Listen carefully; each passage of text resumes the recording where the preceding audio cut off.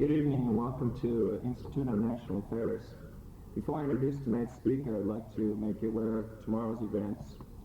At 12 o'clock, we have Joan Marino coming in to lecture about refugees and immigrants, their vision and American dream. At 3 o'clock, we have Fritjof Bergman talking about the future of work.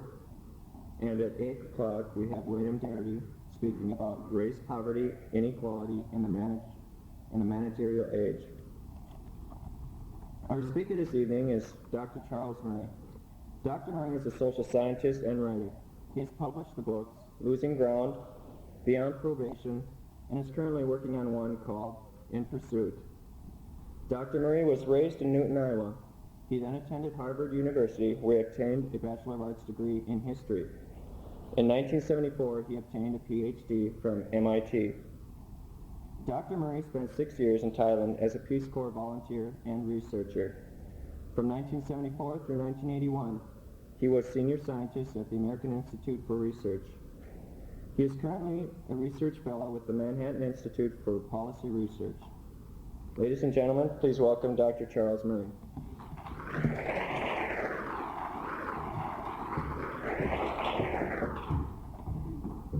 Coming in this evening, I was wondering whether we would have more than my own family here tonight. I appreciate all of you coming out. I was raised in Newton, Iowa. I should point out that I haven't lived here since 1961. Nonetheless, when I was in Australia last November, and people asked me where I was from in the States, I kept saying Iowa, until my wife did point out it had been more than a quarter century since I lived here.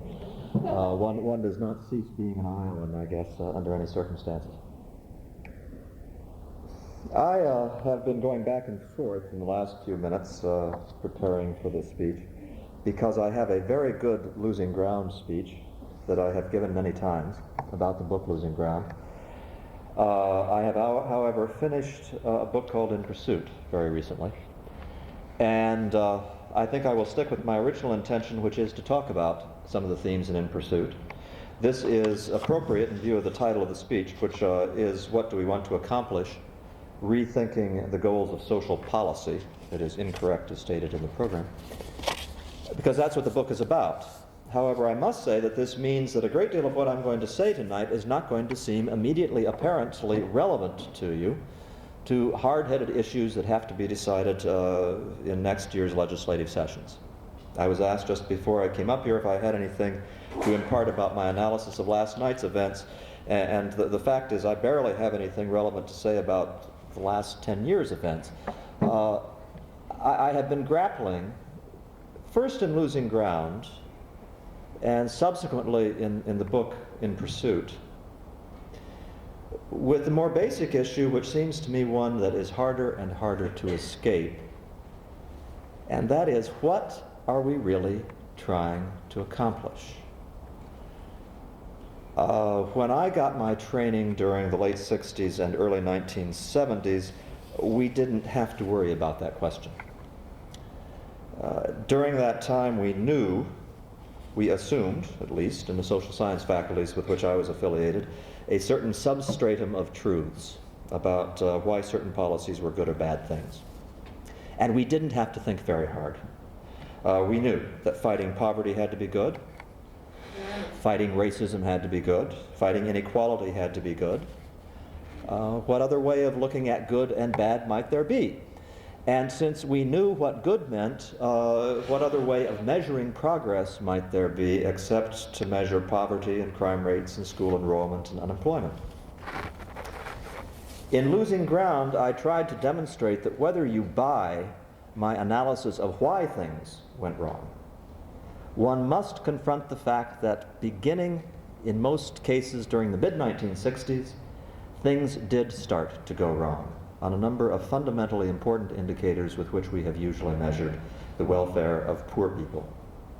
And as those went wrong, we were forced to confront such questions as, if we have fewer people below the poverty line and more people receiving food stamps, but if it also seems at the same time that we have more children growing up in families where they need food stamps, on balance, are we making progress or not? During that period, I think we also had to come more straight to face with another kind of cost that especially we policy analysts, and I think more generally people in the middle class, don't like to think about. Mitch Snyder was here Sunday, if I'm correct. And Mitch Snyder, according to the news accounts, gave a graphic account of homelessness in the United States and ascribed a great deal of this to the Reagan administration's vicious and thoughtless cutting of programs in public housing. One has to think about all those wonderful public housing projects we built in the 1960s and 1970s and what happened to them. And then you have to think about something a little bit more troubling. Suppose, for example, you are a fellow living in Northeast Washington, D.C., and you work in the loading dock and you make $15,000 a year. And you support a family, and you live in a neighborhood. And the government builds a homelessness center next door to you. Your quality of life has been drastically changed. Because the fact is, the people that are in that shelter or in the public housing project don't think and act the same way you do. And if you're trying to raise kids, it makes your life a lot worse. And you can't really get around that very easily. If you want to say to yourself, well, if you give decent housing to people, they'll start to behave in ways that will be acceptable to the guy from the loading dock trying to raise his family, you have a lot of empirical evidence you can go back to. You can go back and look at what happened to public housing projects in the past and the people who live in them. If you then say, well, what we'll do is we will spread these around, the public housing projects, and we will put them in other kinds of neighborhoods, now what do you think is going to happen? I broke into laughter a couple of weeks ago reading the Washington Post. I'm afraid it was cynical laughter, because I read that the city of D.C. had bought a $2 million house in Georgetown to house the emotionally disturbed. And I was laughing because I thought that was just lovely. Georgetown being a very affluent in-city suburb, in-city neighborhood, where I'm sure a vote taken to expand the resources for the emotionally disturbed would win by 98% to 2%, but where I'm also very confident that no matter whether they paid $2 million for that house or not, they ain't going to put any emotionally disturbed people in Georgetown. Because there's going to be a lot of legal clout that will go to work to stop that from happening. Now, all I am saying to you is, don't make it easy on yourself if you feel bad about the homeless and say we ought to go out there and build decent housing for these folks, because if you think that, come to grips with the fact that you are saying it is okay to penalize certain other poor people on behalf of one set of poor people. I can see how you can rationalize that to yourself. I'm not saying it's impossible. I'm saying come face to face with that price you are willing to require of some poor people in order to help others.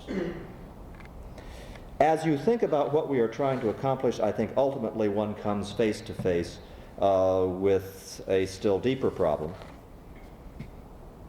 which relates to the more fundamental question, what's the point anyway? Food stamps.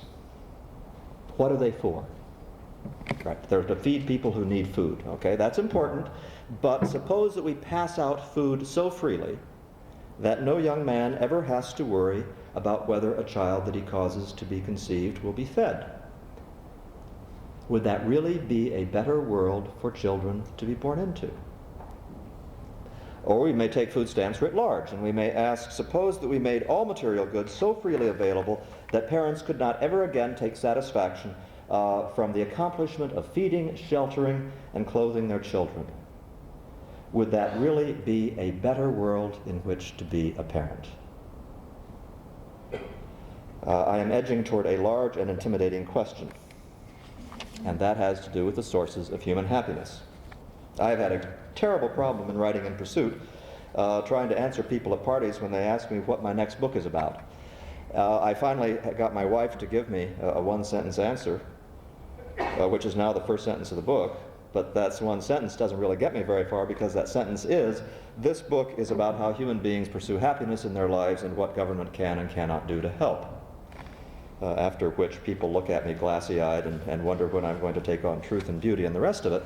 But the reason I have to put it that way is because happiness, which is now commonly associated with warm puppies and books in the airport book rack that tell you how to achieve happiness in 12 easy lessons, happiness really is a very noble concept with a respectable history that has become degraded over the time, but is that thing which ultimately social policy is supposed to serve. And if you doubt that, let me ask you to join with me in a thought experiment, which I have found to be kind of touchstone for thinking about these issues. It is a thought experiment which concluded the book Losing Ground and is in the early part of In Pursuit. It goes like this. Suppose that you are the parent of a small child. Child 2 years old, let's say. And for one reason or another, you are able to know that tomorrow you and your spouse will be run over by a bus. And you do not have the option of putting your child with relatives or friends. You only have two choices. I am going to constrain your choices in ways which you will doubtlessly think are very unfair, but I'm going to do it anyway. It's my thought experiment. The first choice is a pair of parents who are very poor. So poor that your child will be wearing hand-me-downs, probably be teased by his classmates at school for his clothes, may even go to bed hungry occasionally, will live in very poor housing. But this set of parents will have worked hard all their lives. They will make sure your child goes to school and studies hard. They value education. They will teach your child that self-sufficiency and integrity and honesty are primary values. Or you may put your child with another couple who will be just as affectionate as the first couple. Affection isn't the issue. But they are incapable of overseeing your child's education. When they think about concepts like integrity and self-sufficiency at all, they think they are meaningless. But they have good shelter and lots of food and good clothes provided by others. They've never worked. Question is, which couple do you put your child with? Most people, in fact the vast majority of people, sometimes very reluctantly, say that if I constrain the choices to those two choices, they will put their child with the poor couple. And the question is why? And what is the awful catastrophe that you are trying to prevent? Why is it that you will take your own child who you would never let go hungry even if you had to go hungry yourself? And that's the reason why I use your own child as the example, to try to get to that point. Why would you subject your own child to years of privation? The answers you could give me might be many. You could say that you want your child to value honesty and integrity, or that you want your child to be able to identify sources of real satisfaction. But whatever words you choose, in one way or another, you will be affirming that, most of all, you aspire that your child become a self-determining, autonomous adult, reaching his decisions on the basis of sound values and realizing whatever his latent capacities may be. You want your child to be able to pursue happiness. And furthermore, you are taking these ephemeral aspects of his life and you are balancing them against the concrete, hard reality of such things as food and clothing, and you're saying, well, these are even more important to a certain degree, under certain circumstances, than the food and clothing. And yet this is in the context of then turning around and going down the street to speak on issues of social policy and saying such things as, I shouldn't put words into your mouth, lots of people do this, I'm not sure you will. Lots of people will turn around and go down the street and say, the most important thing we have to do first of all is provide for people to have plenty of food and plenty of shelter, and then we can work out the other issues. But you don't think that way about the people you care most deeply about. So why think about poor people that way? The problem is, having stated that we have as a criterion of success the pursuit of happiness, enabling people to pursue happiness doesn't in itself get us very far. And if you're writing a book which is not intended to be about social philosophy, but is actually intended to be about social policy, you have to have some way of getting into it. Very briefly, the way I do it is by trying to distinguish between the pursuit of happiness and the enabling conditions for doing that, and the actual achievement of happiness. I'm saying, look, if you have a society which is run the way you want a society to be run, it will be one which provides people with the raw materials for pursuing happiness, in the sense I'm using that word. And whereas we cannot specify, I think it's not important to specify the exact conditions that must prevail, we can make a few commonsensical statements. For example, you can't pursue happiness if you're starving. Hardly anybody will disagree. You can't pursue happiness if you have no safety whatsoever. One of the reasons human communities form in the first place is so that you may be safe from the tigers beyond the compound. There has to be some degree of predictability in the world. There has to be some degree of self-respect. Try to imagine a person utterly devoid of self-respect who is also pursuing happiness, and I think you will see what I mean. You have to have some sort of sense of belongingness, not sense of belongingness, you have to have belongingness to other human beings, whether it's in the form of an intimate relationship such as a marriage, or whether it's part of being a community. And you have to have what might be called self-fulfillment or self-actualization, some way in which you not only have self-respect, but in which you are becoming, as the Army commercial has it, all that you can be, some way of expressing yourself. Some of you in the audience will detect the hidden hand of Abraham Maslow and his needs hierarchy in the list I've just given out.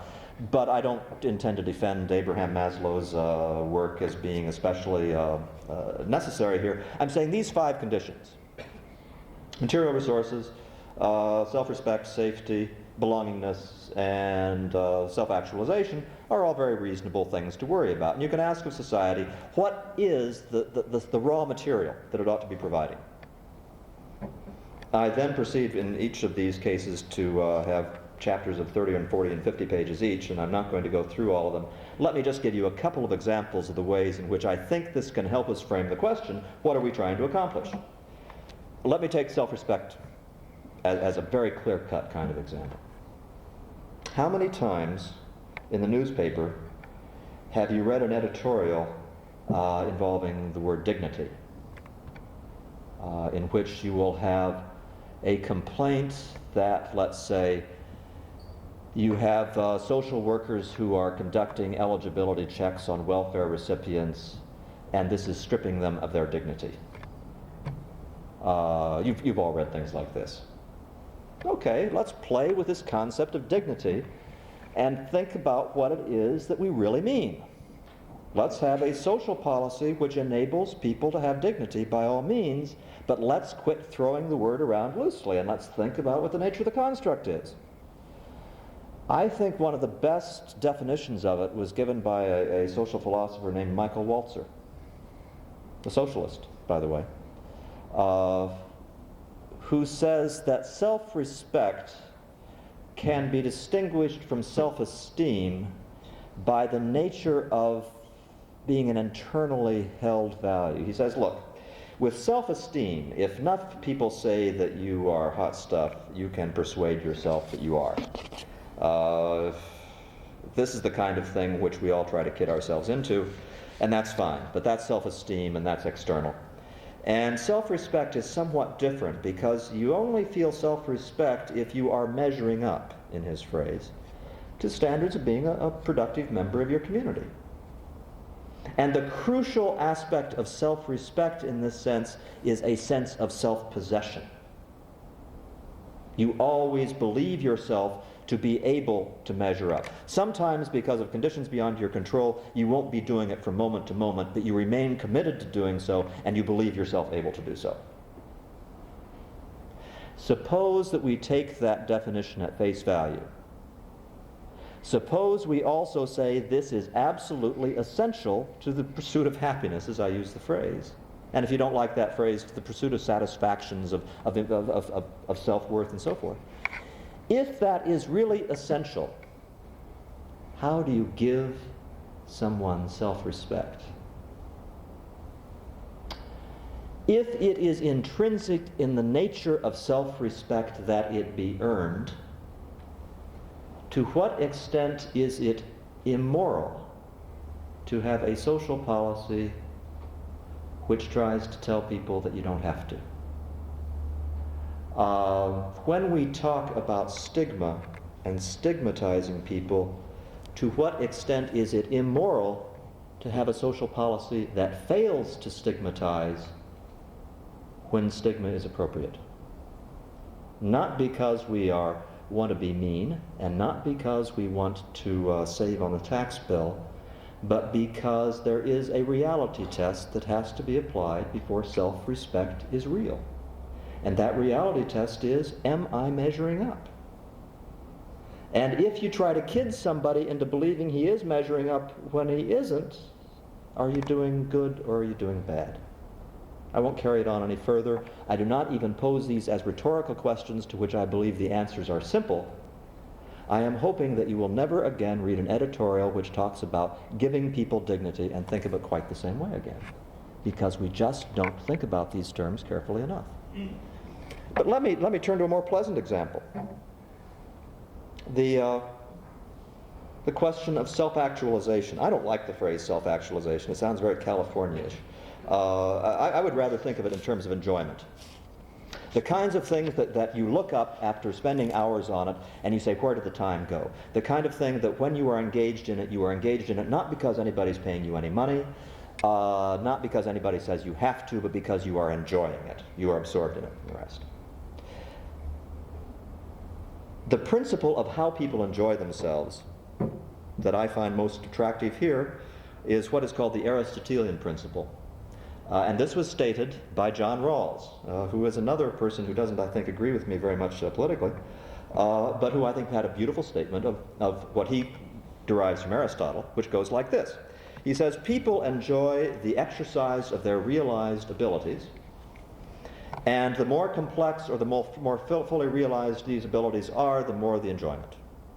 The example he uses is chess versus checkers. He says if you know how to play chess and you know how to play checkers and you're good at both, you're going to enjoy playing chess more because that's more complex. The value of looking at some of these issues through these elliptical ways that I'm describing is that it makes you read all kinds of literature you wouldn't ordinarily read if you're trying to figure out how to help poor people. For example, it gets you to read some literature on intrinsic rewards and how people establish intrinsic rewards. It gets you to read literature on what psychologists have found out about how people enjoy themselves. And guess what? It turns out that the way people enjoy themselves is when you have a balance between challenge and skills.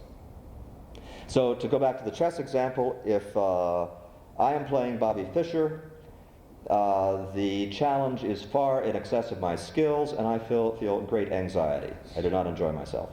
Bobby Fischer, on the other hand, has skills far in excess of the challenge, and he's bored. But if we're playing an opponent who is within our own range, who is pushing us, then we are in that corridor in which you are enjoying yourself. But the point is this, that in fact human beings do enjoy things in response to challenges. Well, if you apply that to issues of social policy, one has a whole set of interesting questions to ask. And one of them is, to what extent do you want to make the world so that these challenges are diminished? Clearly you don't want the challenges to be so great that people cannot meet them. But on the other hand, neither do you want them to be so uninteresting that they don't provide enjoyment. Let me move on from that, however, to try to draw some of these strands together in a broader sense. Trying to bring it back to something you may think I've left considerably behind. How do you help poor people?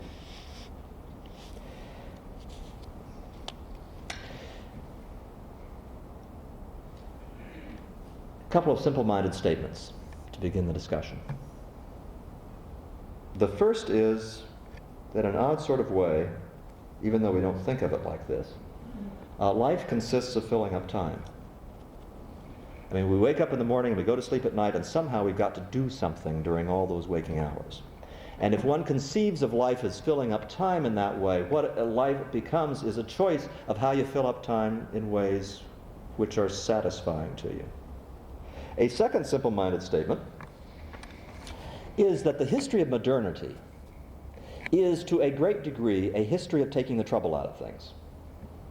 Electric can openers take some of the trouble out of opening cans. Automatic shifts take some of the trouble out of driving a car, and so forth and so on. By and large, these labor-saving, trouble-saving improvements are all welcome. Just for the fun of it, consider social policy in that same context. Changes in the bankruptcy laws in the last few years have made it, taken some of the trouble out of going broke or out of incurring debts. Changes in Social Security, the establishment of Social Security took some of the trouble out of planning for your old age. The existence of aid to families for dependent children took some of the trouble out of having a child if you do not have a man to help you support it. Sooner or later, those steps have to go too far. I say this not as an argumentative statement at all. It's not a statement of either the left or the right, it's just a fact. If you consider all the ways in which the trouble can be taken out of things, you know at some point you're going to go too far and you're going to start to take the trouble out of the things which are the stuff of life. So you have to stop before that point. The question is, where do you stop and how do you decide the stopping point? And here is where I think we run into a couple of issues that people have been very embarrassed to talk about. Consider, for example, a graduate student in economics who's just getting his PhD. And the issue is, how much trouble is a good thing to take out of life in social policy? And we think about the life that he's going to lead. He loves economics. He loves analyzing regression equations. He loves playing around with databases. He can get lost in this for days at a time, and he gets tenure at the age of 28. Guaranteed job for the rest of his life. Guaranteed income. He barely notices that. He is absorbed in the enjoyment of his realized capacities, which are being an economist, and the fact that he's going to have a guaranteed income doesn't have any effect on the number of hours he works, or how hard he works, or anything else. He has an enjoyable life. And I tend to think, I think we tend to extrapolate from that, and we say, well, look, you know, he has a guaranteed income. We have taken that much of trouble out of his economic life, and it hasn't had anything to do with his search for satisfaction. Why not do that for everybody? And here we come to the embarrassing part, because not everybody is an economist. Thank God. Not everybody is, however, exercising their realized capacities hour after hour, day after day, in that kind of way. At any given moment, in the United States of America, 50.0% of the population is below average in intelligence. 50.0% of the population is below average in industriousness, below average in handsomeness, below average in any quality and virtue you want to name. We don't like to think of things that way. We like to think that if only we gave everybody the right educational opportunities, they'd all be brain surgeons. Well, they won't. And one of the important things that social policy has to do is to provide everybody, not just rich people and not just smart people and not just beautiful people, with ways to pursue happiness. And you have a strange kind of upside-down pyramid involved in this. We usually think of socioeconomic pyramids as having large numbers of people on the bottom, and it sort of narrows up to the top, and at the peak you have the Mellons and the Rockefellers. Well, I'm thinking of it in a different way. Most of the people in this room, if not all, are on the upside-down pyramid. We're up at the top, which is to say we have lots of different options about how to fill up our time and to enjoy our lives. I happen to become a social scientist. Had I not become a social scientist, there would have been something else that would have come up that I could have enjoyed doing. The ways in which I fill up my time are varied all over the place. I have a vast variety of choices. And I have that because I'm lucky in some respects. But for what other reasons that maybe have something to do with my own efforts. The fact is I have lots of choices. Most people in this room have lots of choices. Suppose you are not especially handsome and not especially smart and not especially anything else. How are you going to reach the age of 70 and look back on your life and say, I can be satisfied with who I have been and what I have done? And I don't mean kid yourself. I don't mean have somebody pat you on the head and say you've done well. I mean, how can you authentically look back and be satisfied with who you've done, who you've been and what you've done? And I suggest to you that there are far more constrained options there. They are some of the very best options. You can say, I have been a good parent to my children. I have been a good neighbor to my neighbors. And I think those are the best there are. I think the economist who is spending all his time with regression equations as he gets older is going to rely more on those sources of satisfaction himself. But the point is, for the people at the bottom of the upside-down pyramid I'm talking about, those are about the only options. Question is, how do you arrange society so that that's statements that he can make? Those are statements that he can make. In part, I have argued, in Losing Ground especially, that we have, through social policy, systematically seduced people into behaving ways at a certain critical period of their lives so that they can't say that. I have argued that 17 and 18 and 19 and 20-year-olds and the people in their early 20s, at the time when they need to be getting into the workforce, getting established there, establishing families, and moving on up from that period into the later periods in their lives when a lot of the values will be more firmly established, at that particular moment in their lives, we are seducing them into doing really stupid things. We are seducing young men into getting in and out of the labor market and perpetually consigning themselves to the fringes of the labor market. We are encouraging a lot of young women to end up with children when they have very little education and very few resources to take care of them, which consigns them to the fringes of society for the rest of their lives. And there's not much we can do about it. We have, however, I think, done something much more pernicious. And that is, we have at the same time taken away the functions of community which give people something important to do with their time. Edmund Burke is one of my favorites, along with Adam Smith. I think both of them were about as smart as any commentators on social policy before or since. Edmund Burke used the very evocative phrase, little platoons, to describe the way society functions. By little platoons, he was referring to the fact that when men go into battle and do all sorts of outrageously courageous things, they very seldom are doing them directly because of their love of king and country. They may love king and country, but the reason why they are doing these things is embedded in the people in their platoon, the relationships that they have with them. That's where the first loyalties are, and everything else spreads out from them.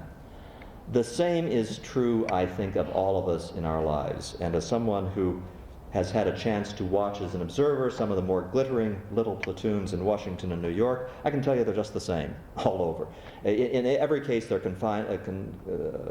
they consist of relatively small numbers of people, and the kinds of relationships within them are roughly the same.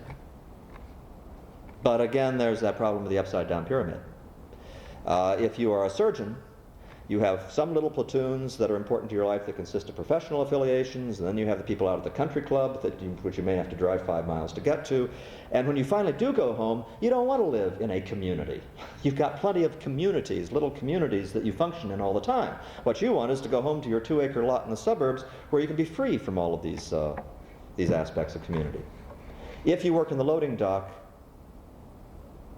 your little platoon is much more likely to consist of the immediate geographic area in which you live, and it's likely to continue to be that.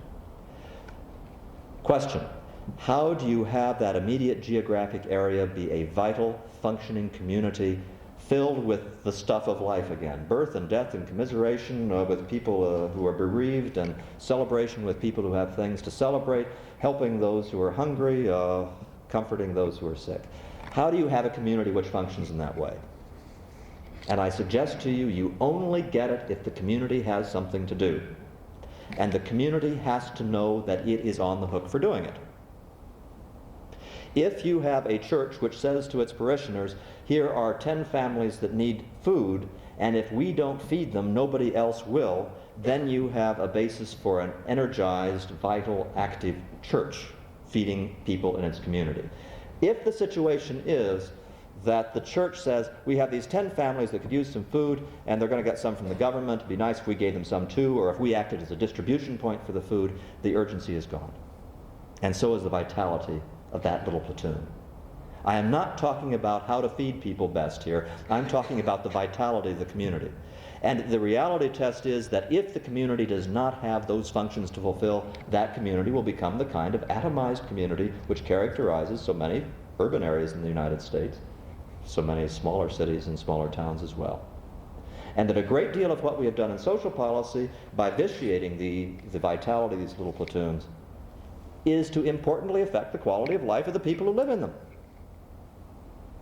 Now, what does all this have to do with poverty? I mean, can I prove to you that if I had my way, which would be to decentralize the functions of social welfare, that we would have fewer hungry children, and we would have more people with jobs, and the people who were still in need would be better taken care of? No, I can't prove it. And here we run into, I think, the power of the plan in late 20th century America.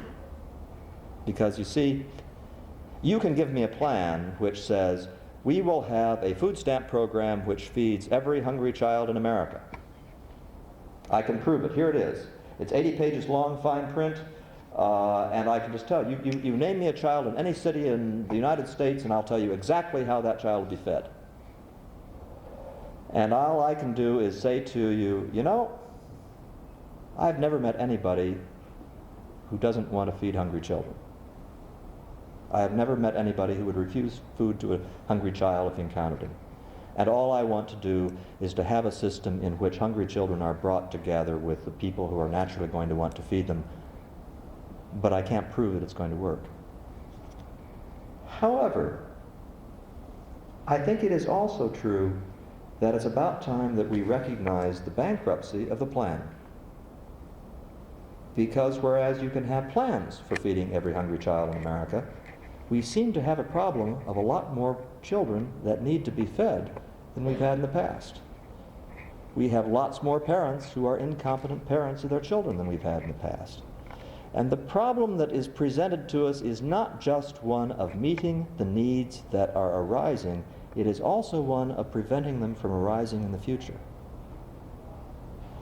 And so if there is some applicability of what I'm saying to actually reducing the problems of poverty, I guess it is this, that what I am saying has a lot more application to both sides of that issue. That I think that the only way you are going to prevent some of these problems from arising in the future is if you have more people who are saying, in the case of the hungry child, yes, we're going to feed this hungry child, and you, the parent, if you are a parent who can't feed this child because you need a job and can't get a job and the rest of it, we're going to help you get one. And we're not going to do it as part of a bureaucracy. We're going to do it because we are connected to you more intimately than that. Or, if it's a parent who just hasn't been paying enough attention, you're going to have more people saying, get in the ball, in some very harsh, stigmatizing, and effective language that bureaucrats cannot possibly emulate.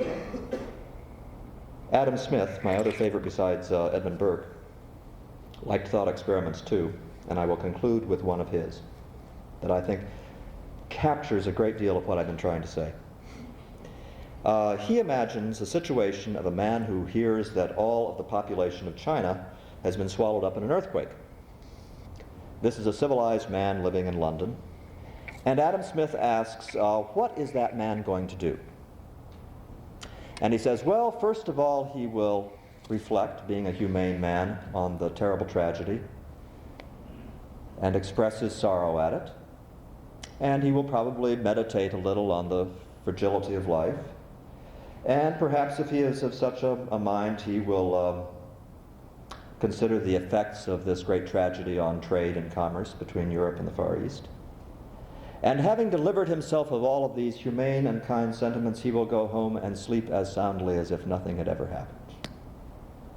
And he will do that not because he is cruel and heartless, but because they are, after all, in China, and he is in London, and they are very far removed from him.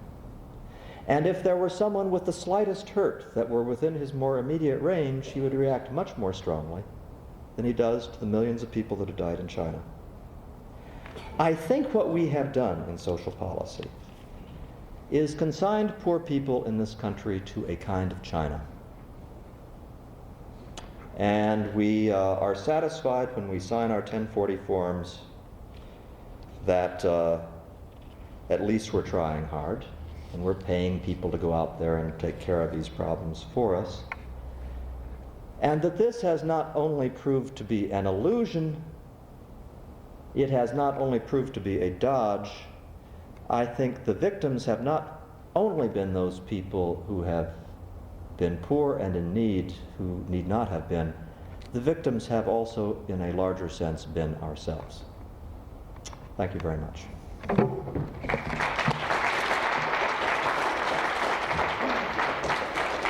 I'm not going anywhere. Questions and argumentation, and feel free to raise issues that I did not raise in the speech, because I skipped a lot of the things which I have written about in the past. Yeah. Let's suppose that you were to organize a social policy for inner city Chicago.